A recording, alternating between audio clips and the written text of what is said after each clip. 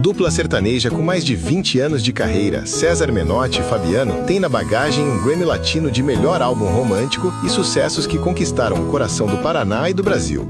O Paraná representa muito a nossa vida, porque a gente leva daqui as nossas origens, né? Tudo que a gente leva pro Brasil desde criança, aqui que a gente aprendeu. Então, a gente tem muito orgulho de ter nascido aqui no Paraná. É uma lembrança de afeto, de amor, algo que está enraizado no coração e na mente da gente. O Paraná é a nossa família.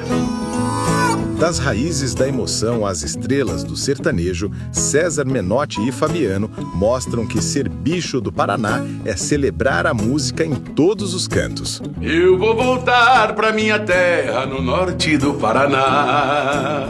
Eu sou o César Menotti E eu, Fabiano, nós somos bichos do Paraná. Bicho do Paraná. Patrocínio Liga Telecom. Conexão que transforma. Assine agora.